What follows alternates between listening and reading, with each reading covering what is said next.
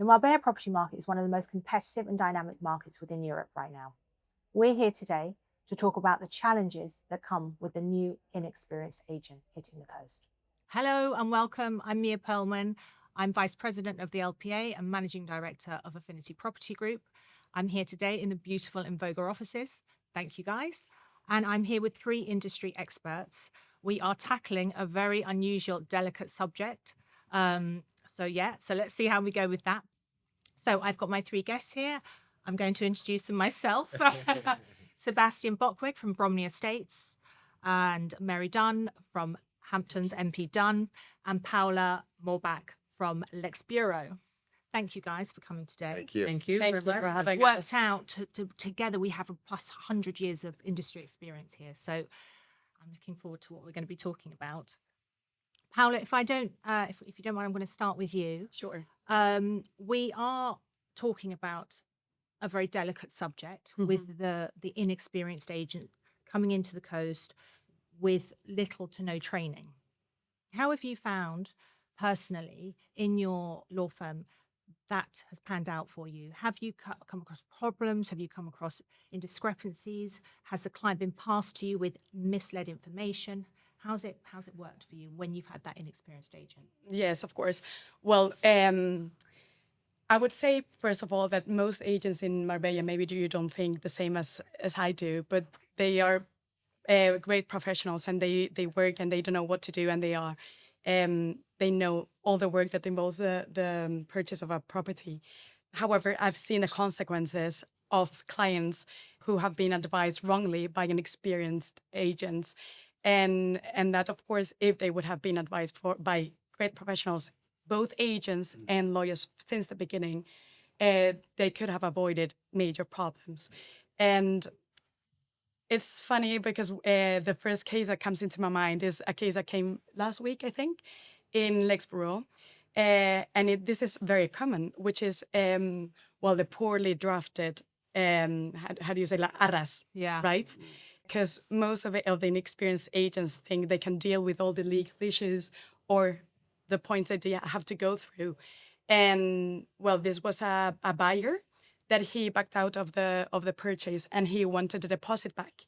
And he fought for it. And just because the draft or the drafting of the contract and the clause that talks about the deposit was very poor, he got his money back.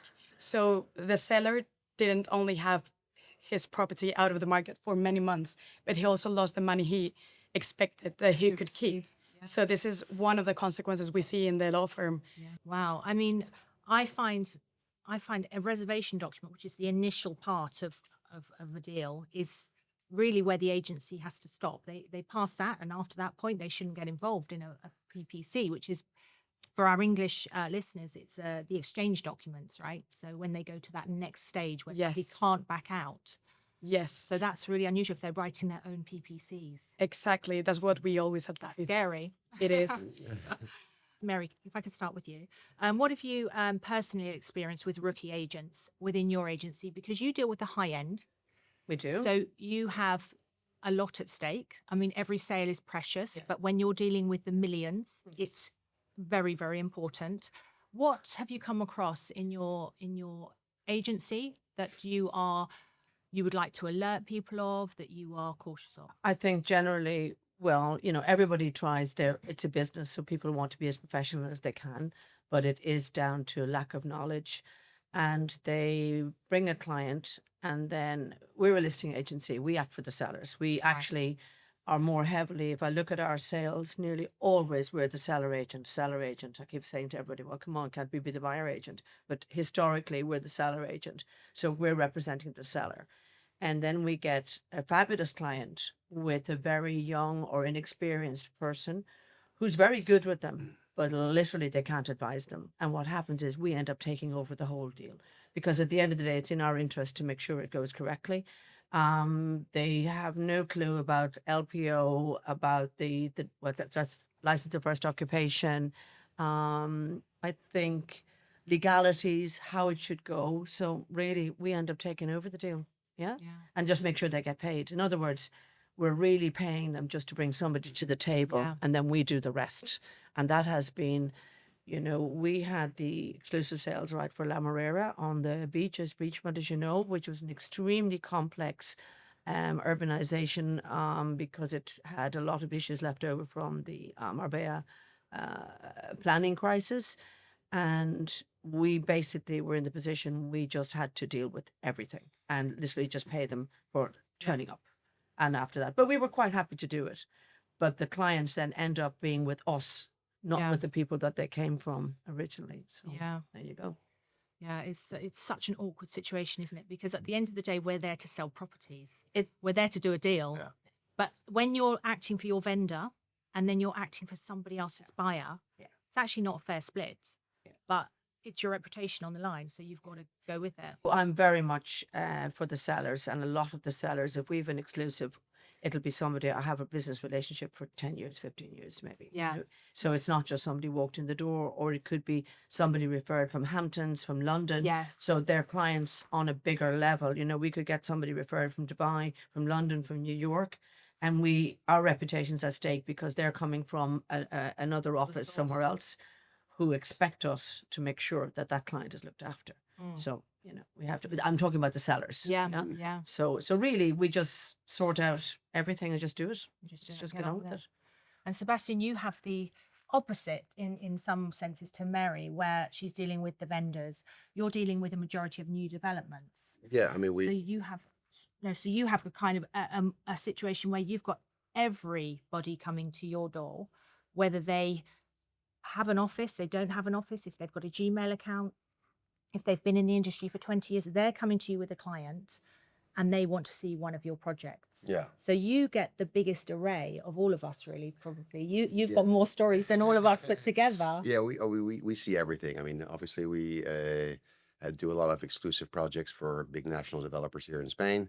And so we have all types of agents, whether it be, agencies that are many offices on the coast, or agencies that literally are working from the back of their car, bringing clients. So we see all types. And just like Mary's saying, we have to facilitate all the deals, because at the end of the day, we have a responsibility towards our developers, to our sellers, to make sure that the deals and their properties get sold in a timely manner.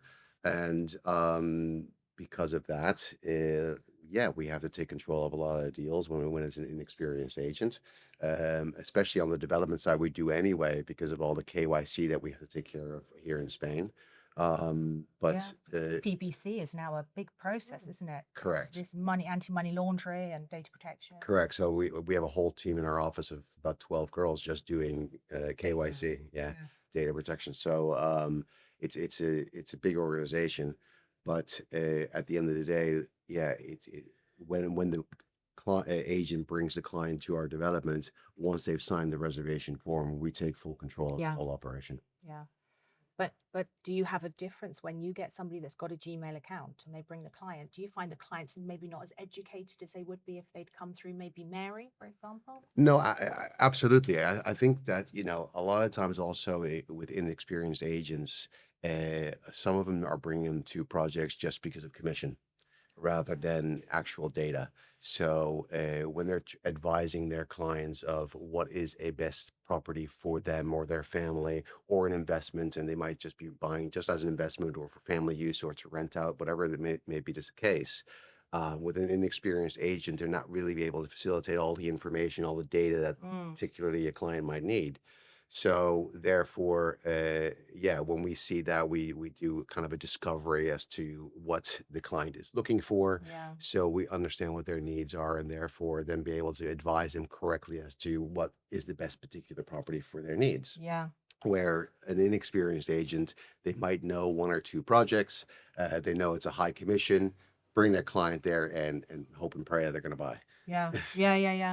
I see it a lot. I mean, sometimes when we go into new developments, if you have a very, very good salesperson in there, for the salesperson that's bringing the client, is a breath of fresh air. Yeah. Oh, you see the shoulders drop. Yeah. Okay, I'm in good hands. Yeah. And that person takes over and really delivers a good presentation. Yeah. I train all of my team to be able to present at that level, because otherwise they're missing out, because you cannot rely on having a good salesperson in each of those porter cabins. But many of the inexperienced agencies that are really just trying to get a deal under their belt to pay their rent. It's a numbers game, and they might come to you, for example, because how many developments do you have at the moment? We have 12. 12. But we're Wow. launching another 4. But Wow. again, also with the inexperienced agents, they're trying to register the client with as many different projects as possible. So they know they have a client for, let's say, 6 hours. Yeah. So they're not giving some of the developers, or let's say us promoters, time to actually do a full presentation with their client. They're just trying to get them in there, register them, and rush them out the door to the other developments. Because if someone else gets the client, of course, they've lost that opportunity. Exactly.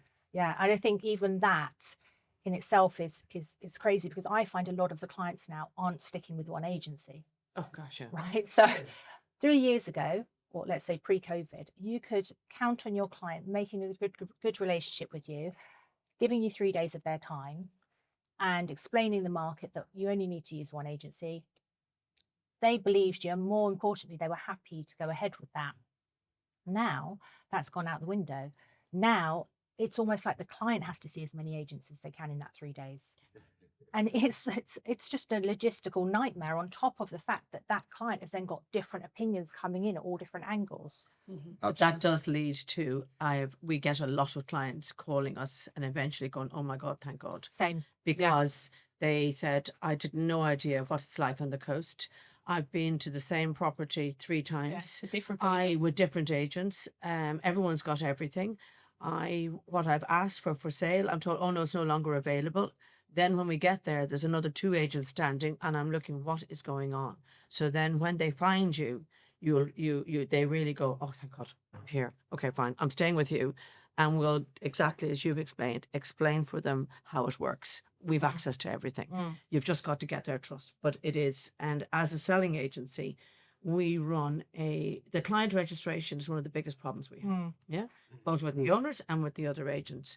And I said, I'm not judge and jury. And the rows you have with people, it's mine, it's my friend, it's this. And, so now we're down to registering property by property, because we've no way to know, there's no blanket registrations, which, 10 years ago, you could just say, yeah, that's your client, or whatever. No. And I'm at a loss as well to find serious people who are going, at the end of the day, guys, if you're out and about here and you're looking at buying a property, a second property or a third, and you're going to spend, let's say, $500,000 or $1 million or more, that's a lot of money. Very few people are able to run around to another country and buy an extra second or third home. So, they should be sensible people, that, unless they got the money for nothing. But you would have thought they would want to be with, sensible agents. And I've always said, particularly on the high end, I've always got, real clients. Serious clients come with serious lawyers, and they come with serious accountants, and then what you're dealing with. Yeah. But in general, a lot of them, the clients themselves get very worn out and very surprised and very put off by it all. Yeah. And it ruins the reputations of the real estate agents. I mean, being a real estate agent is difficult enough. It's like a car salesman, isn't it? It's kind of anywhere in the world, I think, anywhere, all real estate agents, and that's enough. And then when they get off-put by the chaos, and it is, what we have here is chaos. It's chaotic. So that's why we need regulations. Right now, Marbella and the coast is the epicenter of the property market. Yeah. It's on the map. Everybody's talking about it. Sebastian, you're from Miami. Correct. Are you getting clients from America? Tons. I would say our third nationality last year was Americans. Yeah, same. Me too. And the amount of Americans coming here for whatever reason it may be is incredible to see. It's a shame that they got away with the golden visa, but still people are coming for investment or retirement, for all the reasons that we all live here. But it's a huge, once I think now that the Americans have discovered Marbella, Yes. it opens Incredible, a isn't it? whole different avenue Yeah. of clients. We just need direct flights from Miami to here. Well, Yeah, by well, Miami, but we've got I've New York, heard, haven't we? we've got New York from Yeah. May, I think, through October. Delta, yeah. And I've heard Miami is going to start opening up, doing something like that, because it makes a lot of sense, because there's a lot of Spanish people also that live in Miami, or because the flight from Madrid to Miami is always full. Yeah. Yeah, absolutely. Well, this is effectively the Miami of Europe, isn't it? Absolutely. Where we live. And there is so many similarities in that sense, apart from today. the weather is pretty much Yeah. statically I've always 21 said degrees, right? I've always said Miami's just a bigger version of Marbella. Yeah, yeah. Really, you know. You know, or you've got a little bit more heritage here in the old As- town and yeah, things like that. yes. But I have a lot of friends that come over and they love it here. Yeah. And They fall in love. yeah, it's such a beautiful place, you know, and it's the food's fantastic. The people are friendly. It's an amazing place. So I have a lot of American friends that come over and then end up buying a property for vacations. and their expectations must be quite high when they're dealing with a realtor then, because what they're used to when they come here and there's no rules. How are you finding that? Well, when I was living back in Miami, I was a realtor and was licensed, and you know, when I handle the clients, I'm treating them with the same professionalism that they would expect back in the States. But yeah, it's I think the biggest hurdle is with Americans, it's a little easier because they're used to being able to work with one particular agent because we have access much to so. everything through an MLS, multiple listing service system, which we have here as well through different types of platforms. So once you get that trust from a client, then they realize the whole process becomes a lot easier because once they go from agency to agent, there's so much misinformation. There's so many things where people are trying to protect their commission rather than really looking out for what the client's needs are. And I think my philosophy has always been genuinely look at what their needs are, and the rest will follow. Absolutely. What I see is that a lot of foreigner buyers are coming and they are just here for 2 days, and they want to buy or purchase a property, and they go and talk to many agents. And the problem with these inexperienced agents, what I see is most of them are young agents that they have a strong position on Instagram or the internet, Facebook or anything, and they just go there and that's not even helpful until they find like a real agent that helps them through the process. And especially most agents, they are eager to close a deal. However, but what they are not conscious about is that they are helping and guiding a client through one of the most financial investments or decisions in their life. Yeah, listen, we were all new agents one at one point, point, yeah, of right? course. So we were all brand new. So I don't think it's necessarily that it's the inexperienced or new agent coming to the market. I think that if there was a training programs or some kind of way of mentorship where the inexperienced agents can become more experienced, that would help. I mean, at our company, we go through a rigorous 2-week training program before they even, you know, Great. touch a client. Yeah, I was going to ask you, and how do you vet your we agents? do for our own agents that work for us. We do 2 weeks of rigorous training. Then after that, we do a week of product knowledge, just going out there because that's obviously hugely important. And then we do every Monday morning we have team meetings, but that also continuing education. We give them tests. We from mortgage rates to laws to try to keep them up to date with what the current situations are in Spain. And on your 2 weeks of training, what are you doing in that training? What do you cover? Because say you get somebody that, you know, because I come across a lot of the younger generation and they've got energy, you know, they're primed for going out there and doing a 200-kilometer tour in 20 minutes. Fantastic. And they've got a university degree half the time. That's a great start. Fantastic, yeah. How do we fill in the gaps? What do we do how fast can we do it? How can we do it? Oh, I think with the LPA, I think certain things that we can improve with as far as training, maybe even have classes. I know that my board of realtors in the States, they would have classes. So, for example, it could be a contract class. So Thursday at 2 o'clock, we're going to have a contract class. So whoever wanted to improve on their contract negotiation skills or whatever, they would go on at 2 o'clock on Thursday. It wasn't mandatory, but they were classes that people could go attend and improve their real estate careers, because at the end of the day, that's what it's all about, right? And it could be another thing I'm sure Mary deals with a lot as well is when market analysis, you know, pricing homes, Valuing homes, it's a yeah. big. I used to consider myself as a really top valuer because of my background. I've been involved in developing. I was on the other side. We developed I've been part of very big developing programs. And you know, I thought I could value, and I value more or less like a tasador, the way they do it, so much per square meter. But now It seems people are going out and valuing whatever the figure comes into their head, and they've got no justification. And just this week, I'll give you an example. I've been in a battle since pitching for a listing since last Thursday, and I gave my valuation, and I gave quite a high one because the clients are with me a long time. I sold them the property. I knew their dad. He bought one house, sold another, and they randomly contacted somebody else, and they gave them another 300,000 on top. And I just turned around and said, well, you know, I'm going to be straight about this. They gave you what you wanted to hear. They pitched you on that. You'll have it for a month, and next thing, oh no, the market, they'll have to drop. They're just telling you. And there's no, in the end, I'm getting the listing because I'm telling the truth. There's no way. I said, I'm the first to put the price. We push it as far as we can, but there is a limit, because then we're pricing ourselves out of the market. We'll have no interest in it, and you will be telling me after a month, oh, well, what did you do, whatever. I said, I'd rather give you, but that's what you're up against. So, you know, training But do the is, clients, for you, with it being a listing agency, if I was listing my property, the first thing I would want to know with my agency is, where are they marketing? How much do they spend? yeah, And is my property going to get that reach? yeah. Because if it's not going to get the reach, I'm wasting my time going with a beautiful 20-year-old who's got 1 million followers who are also 20 years old. You know what I mean? It's not conducive. I told them, okay, do what you want, but we have an in-house creative team. If you do list and make it a multiple listing, the most we'll be doing is photographs. You won't be getting any money. Oh, really? I just said, yeah, no, sorry, won't be happening. Yeah. It's for an exclusive, they get the full package, but for a non-exclusive, sorry, because why would I do it? Yeah. You know, the most I'm going to do is the photographs. So, so I got the listing. Yeah, Yeah. that makes sense. Yeah. Yeah.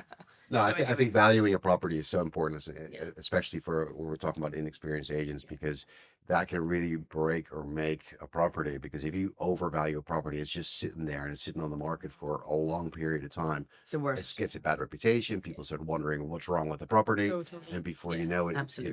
It's on missed the, its moment. yeah, And it's, it is a skill. It's a real Yeah, skill. yeah. It's a real skill. Yeah. And you need to know, as you said earlier, you need to know your market, and you need to know what's selling in the area and who's sold, because at the end we have shortage of listings now. So we have a supply. So the sellers at the moment are in a very good position, because they're going to benefit from lack of properties, particularly in the Golden Mile, particularly Nueva Andalusia, Golden Mile properties, where people want to be, which means short supply, up goes the price. So they're going to get a premium. They're going to earn a little bit more anyway because of the short supply, which is fair enough. That's how the market goes, isn't it? Supply and demand at the end of the day. Yeah. I mean, Paula, you must see that because you've got more transactions going through than probably all of us, because you're working with so many different agencies, and the price point is going up, up, up, up. Totally. Yeah. It's amazing. And not only as a lawyer, but also because my husband and I, we were looking to buy a property, and this is our first property, and it has been a nightmare. It has been a nightmare. But at least what I think is, there are professionals specialized in pricing. So if there is an agent, they're thirsty, they want to learn, they're new in the market. What I would suggest is, if you have doubts, go to a professional and ask. So don't just guess on the pricing, ask for help, ask for professionals. I advise, as somebody who's got a property that's 5, 6, 7 million, I say pay for a taxation. Get your bank Exactly. valuation, because that is your real valuation. exactly. No matter what any agent's going to tell you, that's your black and white valuation. If somebody wants a mortgage, that's the valuation. The market's valuation will always be a bit more, because of no tasador is ever going to, sorry, that's a bank valuer, sorry, I should say for English. Nobody's ever going to give you, no bank valuer will value for the extras, the frontline beach or the don't say you can Zagaleta, afford the demand, or even the demand. demand. They have gone up, because they do have to work on comparables, like everything. It's all about comparables. You have to see what your neighbor, I mean, that's wonderful about the States. You can go into Zillow and you put an address in, and you have who owns the house, when they sold it. It's so and transparent. not just that's why Marbella is almost even more necessary to work with an agent that is qualified and is experienced. Absolutely. Because in the States, like there's you have Zillow, you can see all the transactions for the last 20 years. You know what they paid for when. Wow, interesting. Yeah. Same Very in England. useful. Sweden, I think, is similar. Yeah. And I'm dealing with a client at the moment, American, and that is his biggest frustration. Yeah. Because I'm telling him this is sold, that, well, you have no way to know. There's There's no way Yeah. to know. And you don't know unless you're involved in the deal. Correct. You actually don't know. So it's all a guessing game. And for a lot of people, they don't like that. No, because You know. you could put a building in and say, okay, what's for sale, what's active, what's Yeah. pending, Yeah. what has sold, so you know the price per square meter or a foot, whatever you're working with, exactly in that building, so you can get an educated offer. Absolutely. Where here you need that agent to really make that educated Yeah. offer. That's a great point. Yeah. That's really a great point. I mean, we value by price per square meter. Yeah. Obviously, sea views, location, beachside have a difference. You can increase your price by 40% just crossing the road. But ultimately, that price point should be based on a price per square meter, course. which it is in the rest of the world. And I say it quite often, people just don't do it here. There's only a few of us that really stick to that method. There's a couple of portals now where they'll give you the previous prices and things like that. Casafari, I think, is one of them. But it's still gaining data. It's not the But right they're only move. giving you what's Zillow. on Idealista or something else. Because it's not open, the prices in the notary, the actual prices that goes on a new escritura is not public information anywhere. Yeah, they publish the figures, how many and all the rest of it, but you cannot know exactly unless you're involved in the transaction how much that property was sold for. Even if you ask for the deed of the sellers, the ones that they had, they just put Tipex course on they it, do. and Of you course don't they even do. see the price, not even in there. Yeah, And they're like, and it's not on the notice And they're allowed simply, to do that. and it's not on the notice simply, which is the land so registry like, extra. like Casafari, they take the information from other portals. It's a website. But the problem is that some people put the build size as built plus Yeah. terraces, others do built and then separate terraces. So you never can get a complete Exact, accurate yeah. That's a price per good square point, meter. and that's another point that we find when we're coming to selling a property: the square meters, because the other agent has it, and it could be, as you said, it could be anything. It could be anything, and then the notice simple says this, or the catastral says this, and someone says, "What's a catastral? What's a notice simple? What's this? What's that? What's an escritura?"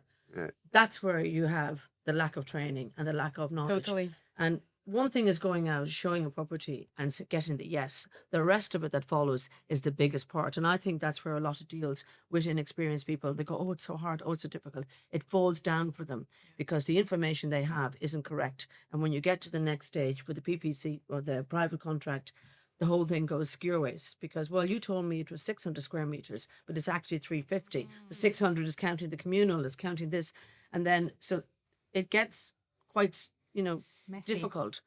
And then they wonder, oh, Spain is so complicated. Yes. It's not. No. And that's one of the reasons we also like the professional agencies recommend to have a lawyer involved, because Always. because you have all these differences in between official documents, and a lawyer might be able to solve those legal issues before you put your property out, Yeah. and that would help, and maybe can also increase the price you have it out, and there are so many legal and tax implications in an operation that a professional or well qualified agencies must know about. Paula, well, I think Mia will probably agree with me on this. Personally, when I'm dealing, if I've got a client and we're looking for the property, my first protocol is always going to be the agents that I know. I can trust them. I don't even have to ask them. I know they'll have every paper known to man with that property before they sign a contract with the owner, and I know I can trust completely. And then other random agents, well, it could be anything. Exactly. And they'll tell me that Yes. it's direct, and then you get there, oh no, I actually have it through somebody else. I know the gardener put us into this thing, or the portero, or the concierge. And they don't even have, contracts. It is a minefield. It's a minefield. Complete minefield. It's a isn't it? minefield. The valuation, the paperwork, do you have a commission agreement? Can I see your listing form? What? No. Well, it's my best friend's auntie's dog's property. I trust them. Okay, but we need to get this sale through. So I know that you might trust them, but my client doesn't know your vendor's auntie's agency's dog or whatever. So we have this complete inconsistency of when, even if you want to look after your client and go outside the market and go outside our bubble of trusted agencies, you're going into the fire at the end of the day. And you're hoping and keeping your fingers crossed that they at least have a listing document signed by their vendor. They at least have a notice simpler, which is the basic form of title deed. But honestly, 90% of them don't. I mean, before we started this, we ascertained there's probably about 4,500 agents in the industry right now. That's agencies. So that's me, you, with our teams, so times that by a few more. If we look at the people that we deal with on a daily basis, we can probably count them on one or two hands. With the LPA at two hands, you've probably got 75 members there. So you've got your sort of 75 trusted that all stick to a code of ethic and all have the same belief in how you should deal with clients and vendors and the market as such. But going outside that perimeter, you are going into the lion's den, and it's just pure luck if you get somebody that's conscientious and knows what they're doing. Otherwise, you're doing all the work, and you're putting your client at risk at the end of the day. I think it's putting your client at risk at And the end of the that's day, not and it's a acceptable. bit, you have to deal with it one way or the other. The most important thing is that your client trusts you, Yeah. and then your client knows that you're really going to act for them, and you're guarding, you're a gatekeeper for them, and that's the way you have to work with them. It isn't a question of running around to which place is the best commission. Yeah. Yeah, that's absolutely. If I had sales team members doing that, they'd be out that door. Yeah, that's absolutely so far away. And registering with the phone book, just to make sure, which is what you said, Sebastian, is absolutely the truth. Yeah. They're just running around 200 places, hoping that one of them might pop off, and dragging the clients around with them until the clients go, "Oh, for God's sake, just stop this." And So, I mean, if you could all make one change to this market, what would you do? Sebastian, I'll start with you. I guess for the LPA members, like we have in Florida, one of the things that we get into a lot of negotiation with contracts, right? And most of our we all have individual contracts, but pretty much they all say the same thing, right? But they're still not uniform. So in Florida, we have what's called the FAR bar contract, where all the buying contracts and selling and listing contracts, they're all the same. Yes, you can make your amendments as far as commission or, your special condition clauses. But we do have it, and that's actually, I don't use it. So I know what you mean, because we should promote it a bit more. And we do have all of the paperwork online. It's just that it's not, people are set in their ways on how they do things. And I know that your contract's really good. I know your contract's really good. Our one's solid. You get to see many contracts of all different styles. But what we need it to be is a rule and a regulation. That's that it. we all That if you're part of the Yeah. LPA, you have to use That would Yeah. be the key and I point. think, what you're saying, you take the basic contract, because it's always about a door or a draft. Yeah. And then you adapt it to the way you need to do it for your thing. Because also, I believe in simplicity as well. Most of my contracts are one page. Wow. I have to squash them down, but I get it one page. If I can, for listing thing. It's pretty tight, but we have really, really refined it down to the absolutely essentials, and the rest is down to the lawyers. I'm a firm believer. I absolutely always insist my clients have a lawyer. They have their own independent legal representation that doesn't depend on me. Obviously, I want to work with lawyers who are, pro a deal, not, deal breakers, who just don't see, everything. We're all in the, we're all in the same boat.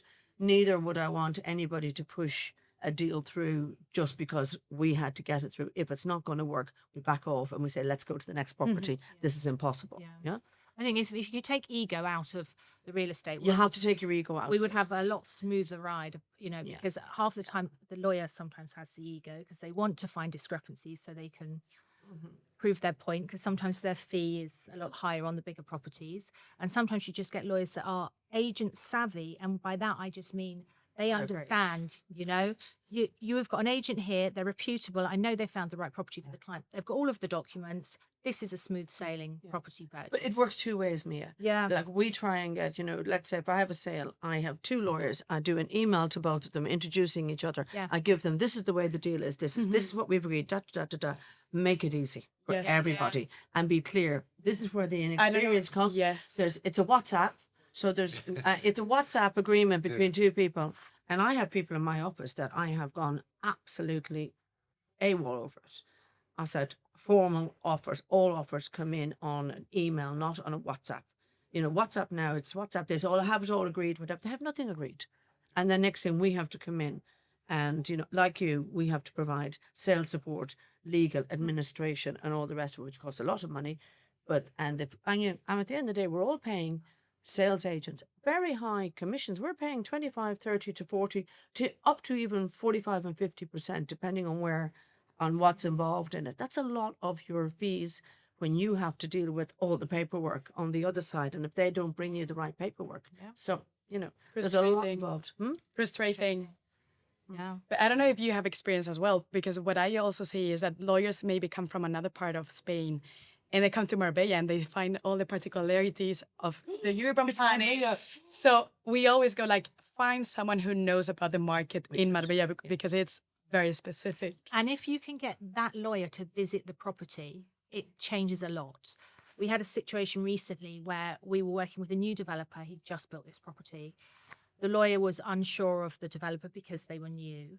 And this deal was kind of not moving anywhere for 2-3 weeks. And in the end, the lawyer said, you know what? I'm going to get up. I'm going to go and see the property. I'm Good. going to meet the developer. Excellent. And the whole thing just did a 180. Taking this piece You of know, advice and you look for at somebody's myself. eyes and you think, yes, I trust you. And yes, you've done a really good job so far. So Makes sense. then all of a sudden we've moved forward with the deal. So, oh my God, we could talk about this forever and ever and ever. There's so much to talk about. But if we were to just close this up now, and you were to give one piece of advice to anybody new embarking on a career in real estate with very little experience, what would you advise them? How would you help them forwards? I guess the educate yourself. Mm-hmm. Educate yourself. Make the clients. If you genuinely take the client's best interest at heart, the rest will follow. So understand that real estate is not a side hustle; it's a real career that can be, very fruitful. But treat it like a career and put your all into it. Good advice, Mary. I would have said absolutely. It's amazing. I think you have to find what the client wants and stop thinking about what you need and what you're going to earn out of it. Mm-hmm. Follow what the client wants, and you'll have much more success if you really get to know your clients and you go to the ends of the earth to find what they need, and just cross your fingers that the commission will be what it is, because you'll come out. You've got to look at it long term. You've got to look at the long game, not the short game. And as you said, treat it as a career, and it is a career. Yeah. And I would say suggest to work with a company rather than working on your own. I think some people, the reason we have so many people working on their own, it is a side hustle for them. They've got other things. It's a side hustle. And it's like an Amway. Everybody knows 5 people. So they're picking up people. And particularly, there's a language situation. So what's happened is, let's say outside of Europe, there's a lot of people coming and they don't speak English. They don't speak Spanish. So they end up with somebody speaking their own language. And that's and those people are then, oh, well, I do real estate. That's the latest thing, you meet them, that's what they do. I do real estate. So, well, that's what I get told.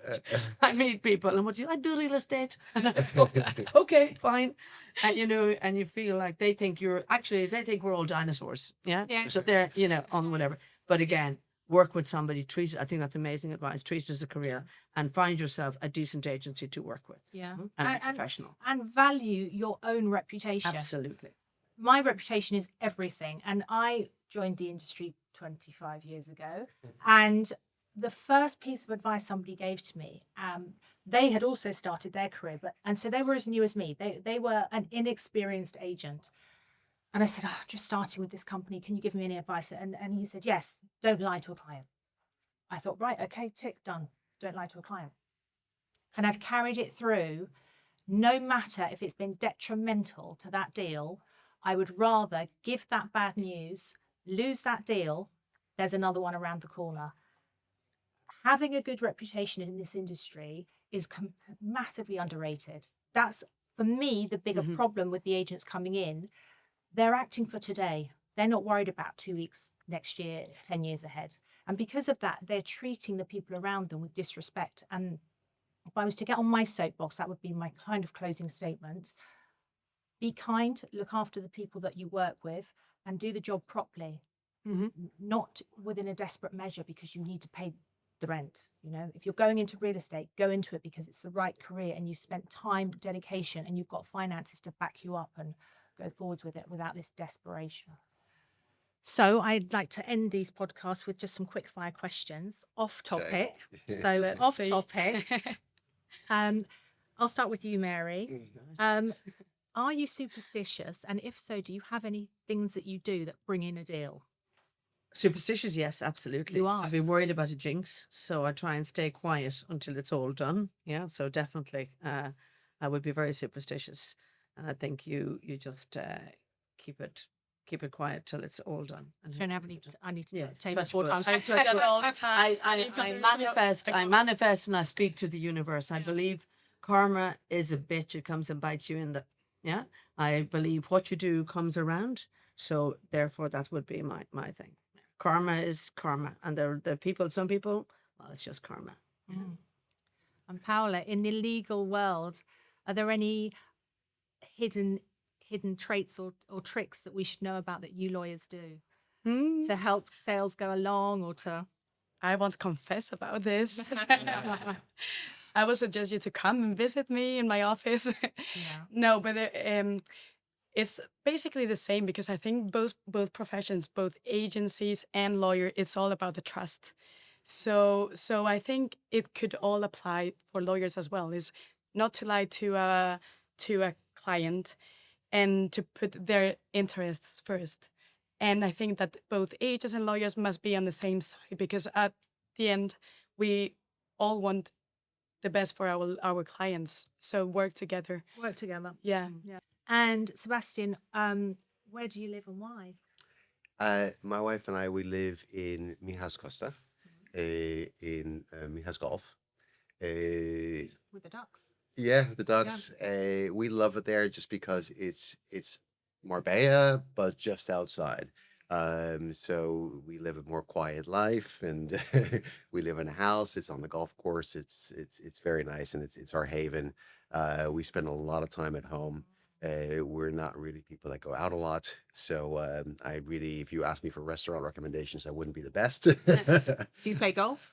No, I go from home to the office and back. I live on a golf course too, and I don't play golf. But yeah, so we live there. We love it, and it's really close to the airport, close to a lot of the amenities that we're used to, and we have 2 small kids, and so yeah, we have a nice Perfect. Lovely. Mary, where do you live and why? I live in Golden, close to the Puente Romano. Small little house, but that's where I am. It just suits. It's easy to walk down to the beach. I love the area. I lived in Mijas Golf. I know it very well. And very nice, but I just found the distance for me. And my kids are here. Well, one is in Madrid now, but my kids, my life is here. And I like to be able to just go down to but I think the Paseo Maritimo is my favorite thing to do. I just love it, It's amazing. Yeah. Yeah, it's gorgeous. Yeah. Paula, you're looking for a property after 10 years in We Madrid. found one. Found one. We found one. So yeah, Touch wood. because it's not signed yet, but we are moving to Atalaya. Lovely. Yes. Very nice, yeah. Yes, we are very happy about it. And what about you? Let's I live on a golf course. I live on a golf course where I don't play golf. I don't know anybody that plays golf really. Yeah, and it's I live in a villa. I built it. It's an eco villa, which is interesting in this weather. But yeah, it's really I've always lived. I moved to an urbanisation called La Quinta 20 odd years ago, and I've stayed there ever since, and it's really nice. But I'm going to be moving soon to a different location just to see what it's like. So yeah, everywhere's beautiful on this coast. It is. You can literally just. I think you just find a Everywhere. spot that you like for you whatever wanna go. reason that suits your lifestyle. Yeah. and It's that's your it, yeah. lifestyle, yeah. Used to the amenities around you, and Yeah. Yeah. Well, listen, thank you very much to all of you today for your industry expertise. And I'm sure that will be really helpful to all of the people watching if they're new or old in the market. And as I said, this was a touchy subject. However, it's not about the fact we don't want fresh blood in the industry. We truly want it. We need it. We can't live forever. But it's just how we do that and how we train. And there is some news coming out from LPA shortly. I can just tap on it for now, but it's about regulation and a stamp of approval. So we've got an agreement from the Junta de Andalusia. That means that we can have 100 hours of training of work experience and 100 hours of training in in a particular centre, which I can't mention yet, but that's actually been approved. So once we go a little bit further forward with that, we'll let you know. Okay. But there is movement happening. It's just not fast enough in our book. Okay. Great Thank you news. so much. Thank you. Thank you. Thank you.